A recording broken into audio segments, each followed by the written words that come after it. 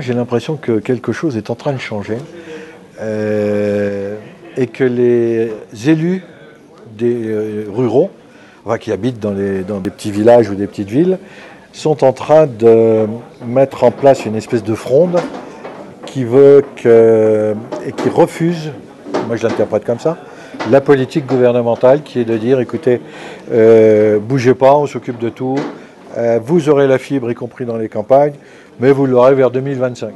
Or les ruraux, d'après ce qu'on a vu hier, se disent il n'est pas question qu'on ait la fibre dans 2025.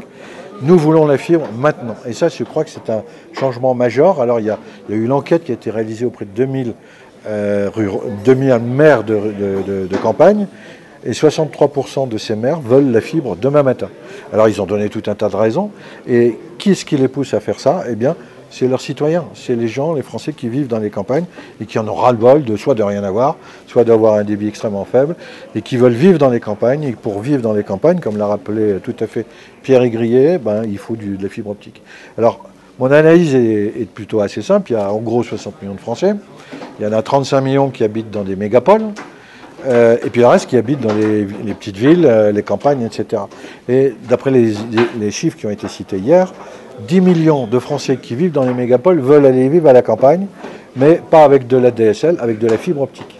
Alors si d'un coup de baguette magique on mettait en place la fibre optique dans les campagnes, on repeuplerait la Lozère, il y a 10 millions de gens qui partiraient des villes, donc ça aurait un impact non négligeable sur le prix du mètre carré, de logement, etc.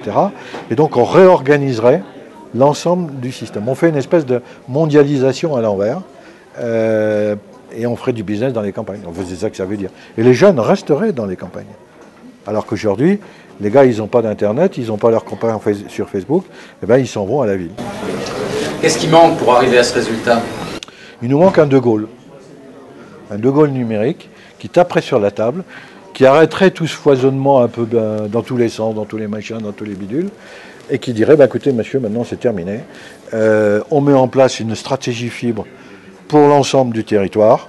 France Télécom s'y met, il s'y met pas, les collectivités s'y mettent, ils s'y mettent pas, mais on fait ça, dans les règles naturellement, mais on fait ça, et dans les 5 ans, ça doit être terminé. Voilà. Le De Gaulle, il dirait ça. Et combien ça coûte? Alors combien ça coûte? On a entendu hier, on a parlé de 45 milliards d'euros. C'est une étude de l'IDAT qui a été faite, à mon avis, un peu au doigt mouillé. Le président de l'ARCEP a parlé de 25 milliards. Moi, je crois que c'est aussi une stratégie générale, c'est pas plus de 15 milliards d'euros pour fibrer toute la France. Et pourquoi c'est important? C'est important pour les campagnes, certes, mais c'est surtout important pour la compétitivité nationale.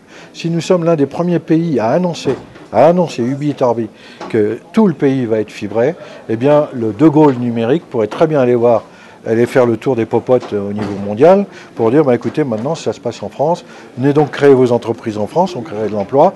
Les jeunes Français qui créent actuellement à tour de bras des start-up internet tout à fait intéressantes, eh bien pourraient s'y mettre. Et ça créerait de l'emploi, y compris dans les campagnes, et ça créerait du chiffre d'affaires.